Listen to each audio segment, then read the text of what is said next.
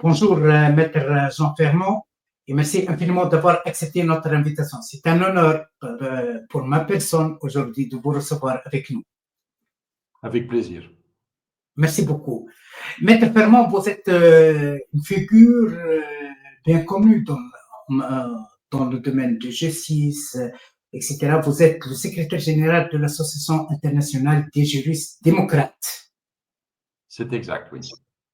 Merci beaucoup. Exact. Merci beaucoup. Comme vous savez, on se prépare pour accueillir une nouvelle année. 2024 a été une année marquante, avec des événements vraiment marquants au niveau politique, mais juridique. Le monde de 2024, guerre, crime contre l'humanité, d'après vous, le droit international a-t-il sa place aujourd'hui avec cette situation qui règne, cette situation politique, ces guerres qui règnent dans notre monde aujourd'hui? Mais je dirais que plus que jamais, le droit international a sa place parce que le droit international tel que nous le connaissons est, pour ce qui me concerne, essentiellement le produit de luttes que des gens ont menées. La Charte des Nations Unies, qui est en quelque sorte la pièce maîtrise du droit international actuel, est en fait le résultat des luttes des peuples du monde entier contre l'agression, les guerres d'agression fasciste, et donc dans la mesure où elle a interdit l'utilisation de la force dans les relations internationales, et elle sauf dans des cas exceptionnels évidemment, elle est le reflet de cette volonté et de cette lutte des peuples pour la paix contre la guerre, qui est évidemment la violation la plus importante des droits et des peuples et des humains. Et donc, elle a plus que jamais sa place. Les deux pactes des Nations Unies qui ont été adoptés et qui reprennent tous les deux dans leur premier article, le droit à l'autodétermination des peuples, donc le pacte sur les droits civils, politiques d'un côté, socio-économiques et culturels de l'autre côté, partent tous les deux comme point de départ, la pierre angulaire de ces deux pactes, c'est le droit à l'autodétermination des peuples. C'est évidemment un droit qui a été arraché sur le terrain par les luttes anticoloniales, par la lutte du peuple vietnamien, par la lutte du peuple algérien. Et donc, dans ce sens-là, je pense que le droit international tel qu'il est actuellement reflète toutes ces conquêtes et toutes ces luttes du passé des peuples du monde. Alors, le problème, c'est évidemment que le droit international, contrairement au droit national, ne dispose pas d'un gendarme international pour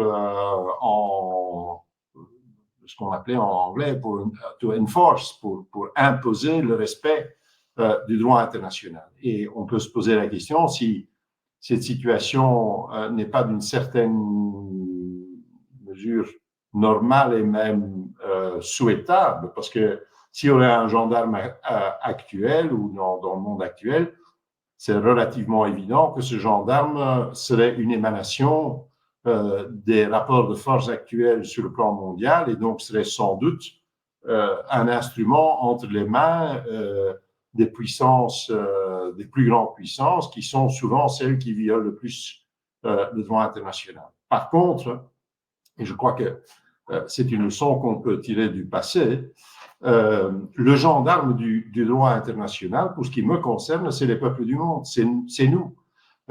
C'est le peuple sud-africain qui s'est battu contre l'apartheid, c'est les peuples du monde qui ont soutenu cette lutte contre l'apartheid. Et évidemment aussi, à certains moments, certains États qui interviennent et qui agissent aussi dans le sens du droit international, sur base portée par une mobilisation populaire dans le monde. Le Vietnam, évidemment, le peuple vietnamien a gagné son droit à l'autodétermination sur le terrain, mais peut-être ça aurait été vraiment plus compliqué si il n'y aurait pas une mobilisation mondiale de solidarité avec le peuple vietnamien. Donc, moi, j'en tire la conclusion, le droit international, ou en tout cas tous les aspects positifs du droit international que nous connaissons, sont en réalité souvent, toujours, le résultat de lutte des peuples, et la question du respect du droit international est pour moi également une question de lutte des peuples. Et donc, oui, le droit à l'autodétermination qui fait partie du droit international a plus que jamais sa place quand on regarde la situation du peuple palestinien. Oui, ce droit à l'autodétermination a plus que jamais sa place quand on voit comment on évolue de plus en plus d'un monde unipolaire vers un monde multipolaire ou avec les évolutions dans les BRICS, etc. C'est des expressions de cette volonté d'autodétermination. Oui, la Charte des Nations Unies a plus que jamais sa place dans le monde actuel quand on voit les agressions, les guerres d'agression, les interventions militaires, etc. La guerre en Irak, la guerre contre l'Irak, enfin bon, toutes les interventions que nous avons vues les dernières années. Et donc, je crois que ces règles, ce serait une erreur de notre part, ce serait une erreur de ceux qui combattent contre la guerre, qui combattent pour les droits économiques et sociaux des peuples du monde, pour le droit à l'autodétermination. Ce serait vraiment une erreur de se priver de cet instrument en sachant que ces instruments-là vont légitimer les luttes et vont aider à renforcer les luttes qui seront indispensables pour que ces droits soient définitivement acquis, étendus, consolidés et dans certains cas, tout simplement conquis ou reconquis. Maître, l'éclatement, vous venez de mentionner ça, l'éclatement de guerre dans de nombreux endroits du monde. Plusieurs observateurs pensent que c'est la preuve d'un échec politique et fonctionnel des Nations Unies en tant que système de base, en tant que clé de voûte pour la réalisation de la paix internationale à travers l'application du droit international. Par exemple, vous pouvez regarder les Nations Unies a été incapable d'imposer à Israël le respect des droits publics humanitaires, le respect des agences des Nations Unies chargées de l'action humanitaire, comme l'ONURWA, comme le Croix-Rouge, etc. Est-ce que c'est où le problème ici? Mais je crois qu'effectivement, la bonne question, c'est où est le problème?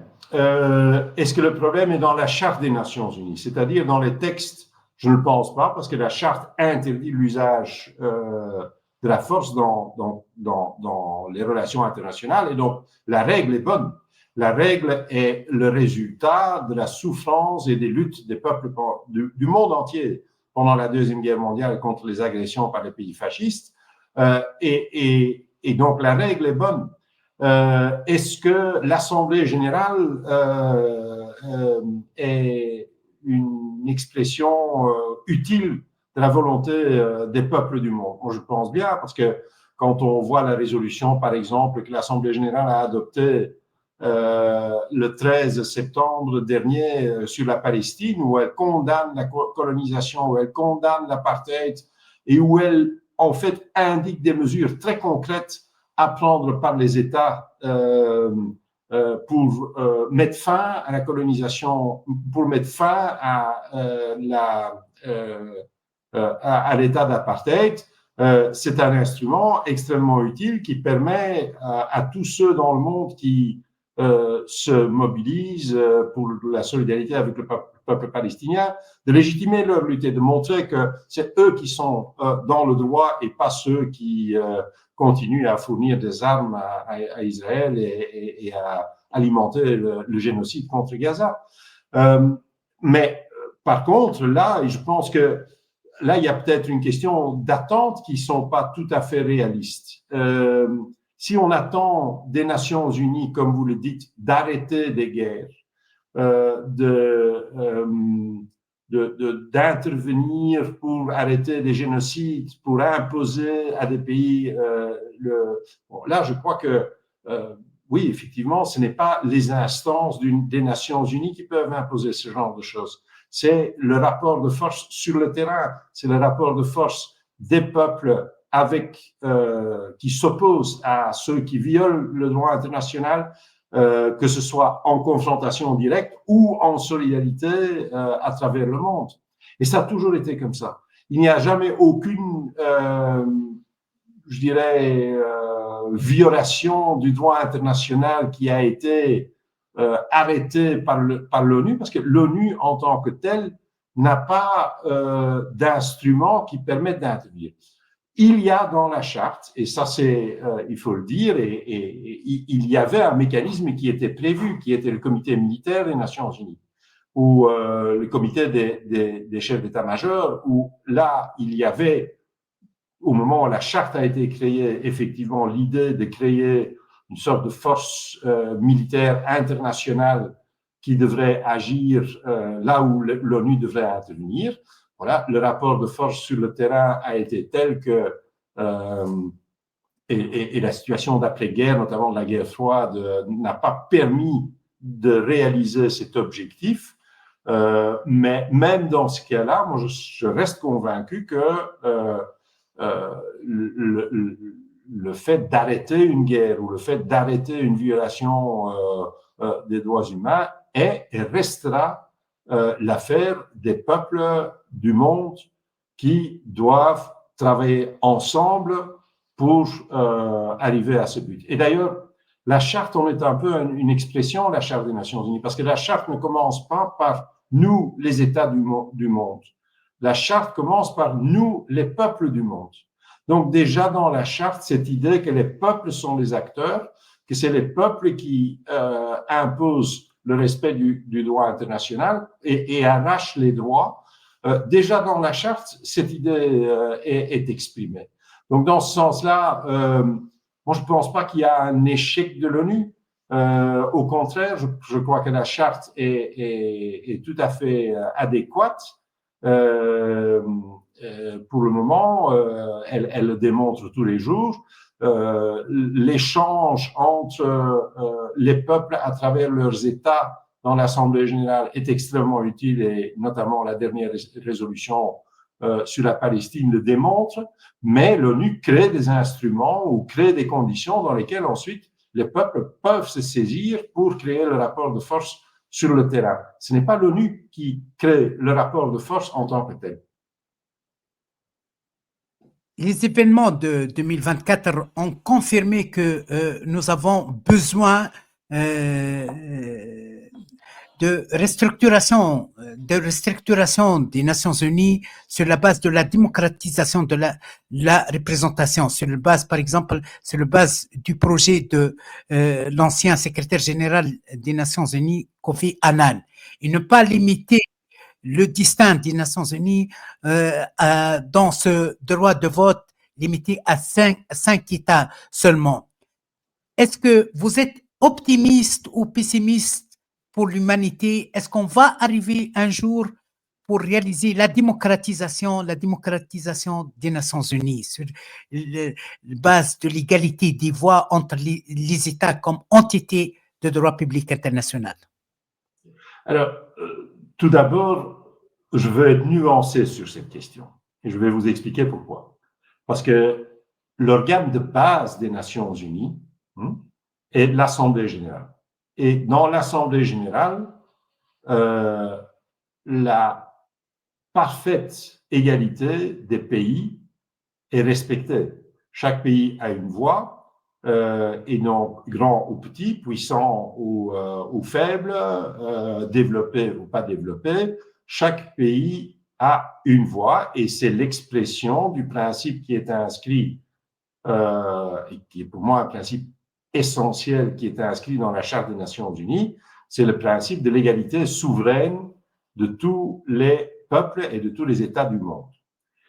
Et donc, l'Assemblée générale est la parfaite expression de cela. Donc, bon, alors, comment, évidemment dire, oui, il y a peut-être des améliorations possibles, etc.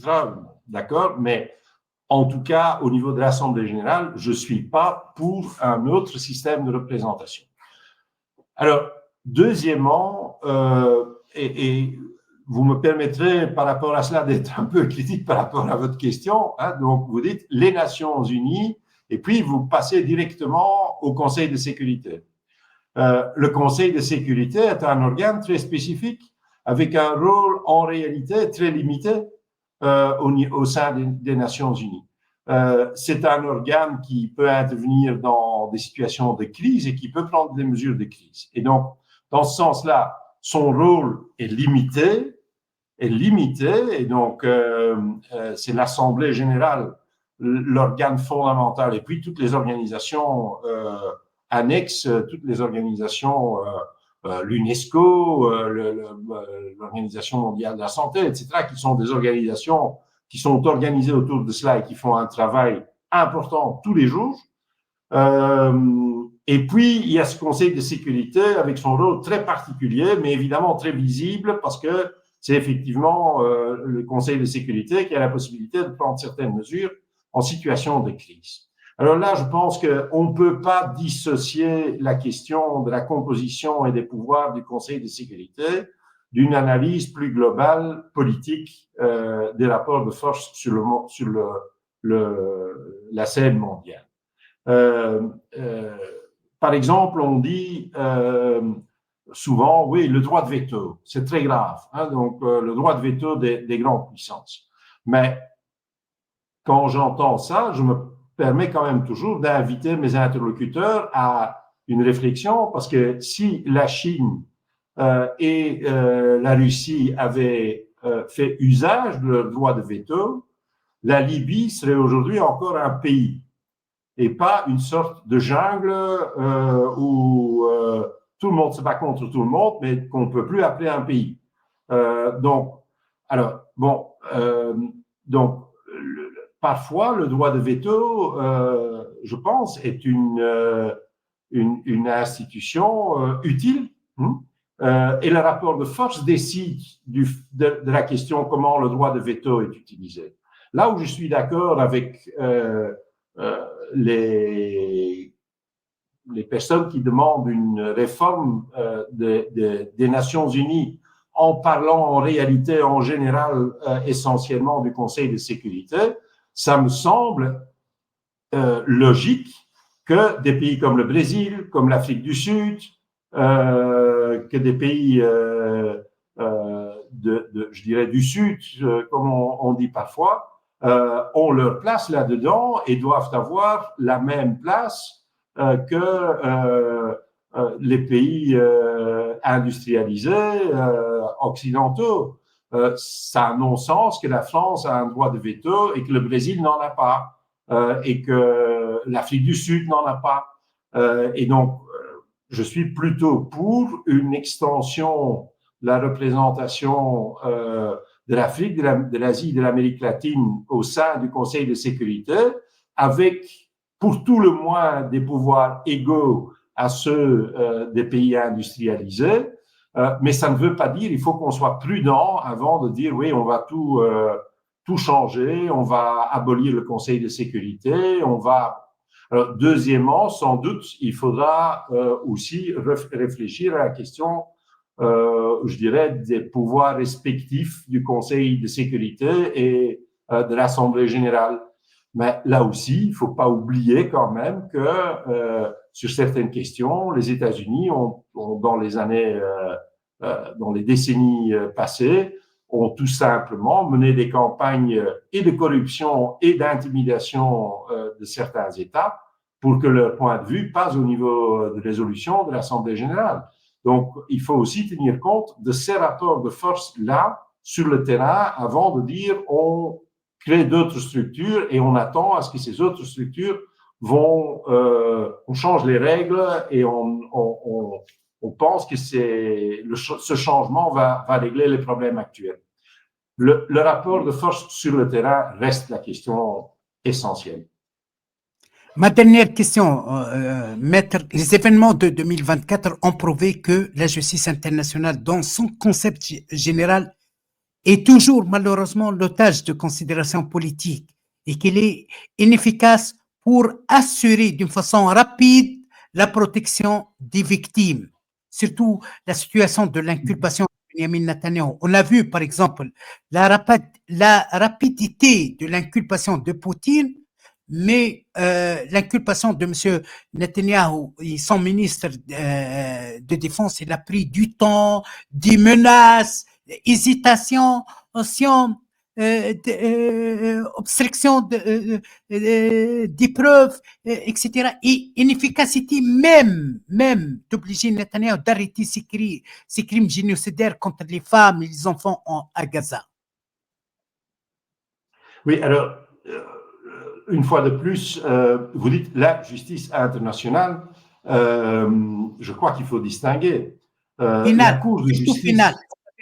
Oui, oui, c'est clair. La Cour de justice à La Haye, hein, donc qui n'est pas la Cour pénale internationale, mais la Cour de justice, elle souffre du même problème ou en tout cas est dans la même situation que les autres organes des Nations Unies.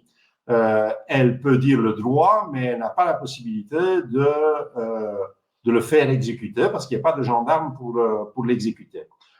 Ceci dit, par exemple, l'avis que la Cour de justice a rendu sur la politique coloniale et l'apartheid, l'occupation et l'apartheid en Israël et l'occupation de la Palestine, à mon avis, nous offre un instrument de légitimation très important, parce que c'est quand même la Cour mondiale qui dit que c'est une occupation, c'est une situation d'apartheid, nous donne un instrument très important pour renforcer nos luttes, pour renforcer notre solidarité et pour renforcer les actions des peuples du monde en solidarité avec le peuple palestinien. La justice pénale internationale est une situation particulière. Tout d'abord, il faut quand même dire que en partie, la Cour pénale internationale, qui est d'ailleurs aussi à La Haye, souffre un peu d'un défaut d'ADN dès le début. C'est une création en grande partie de, ONG et puis d'États qui ont suivi, mais qui viennent essentiellement du Nord industrialisé. On a vu comment, pendant les premières décennies de son existence, la Cour pénale internationale s'est concentrée sur, des dirigeants africains obscurs et que, d'autres situations n'étaient pas prises en considération.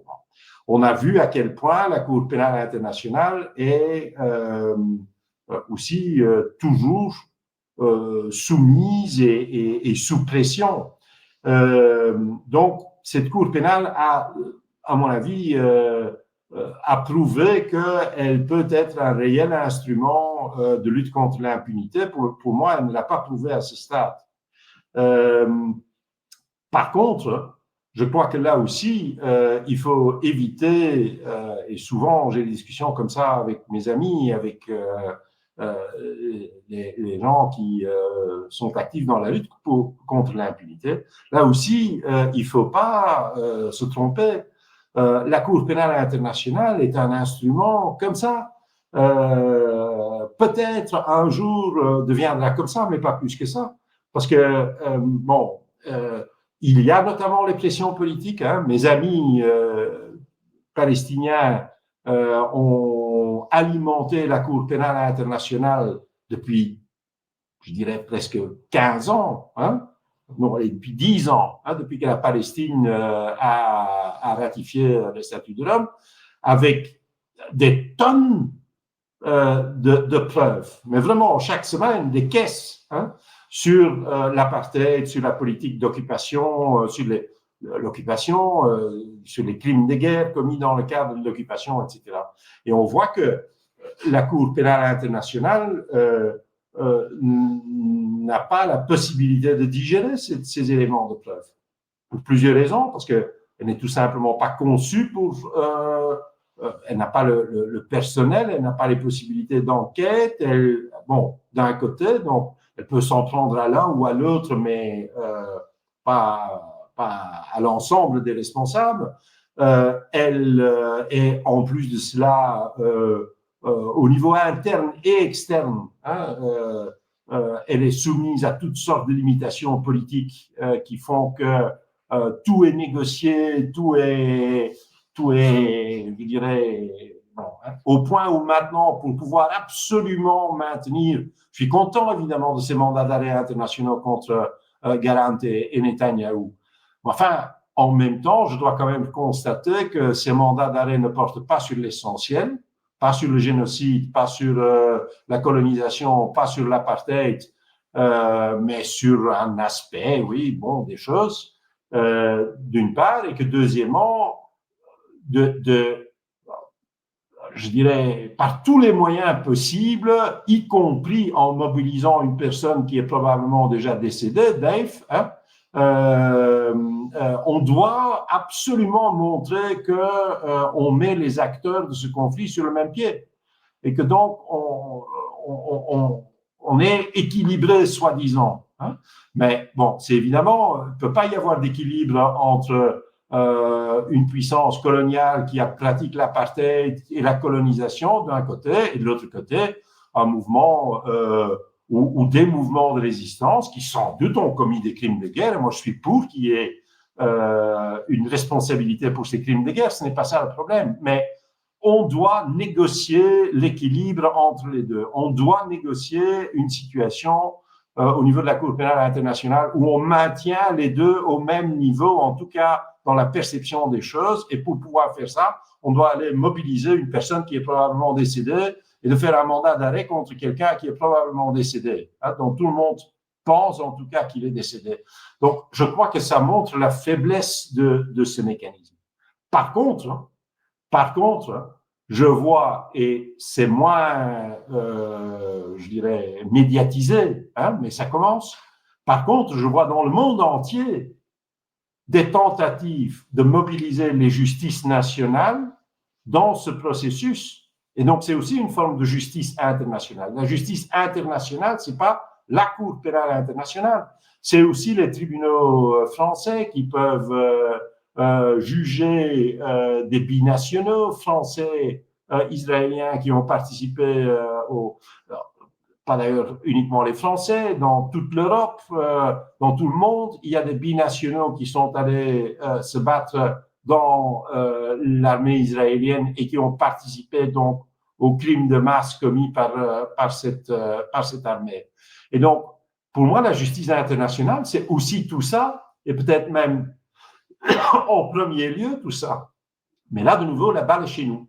La balle est chez nous. Est-ce que nous parvenons à mobiliser ces justices, ces appareils de justice nationaux, soit par rapport à des livraisons d'armes et donc la complicité dans les actes de génocide, soit par rapport aux binationaux qui ont participé aux actes génocidaires et aux crimes contre l'humanité qui sont commis, etc. La justice internationale, c'est tout ça. Et donc, juste regarder cette petite, je dirais, le tout petit bout de la Cour pénale internationale, je crois que c'est une erreur. Merci infiniment. Ça a été un grand honneur pour moi, Maître Jean Fermont, de vous recevoir. Merci infiniment pour votre temps, pour toutes ces explications objectives et scientifiques. Merci infiniment et à la prochaine rencontre. Merci. C'est moi qui vous remercie et c'est avec plaisir. Merci beaucoup, Maître. Au revoir, Maître. Merci beaucoup. Au revoir.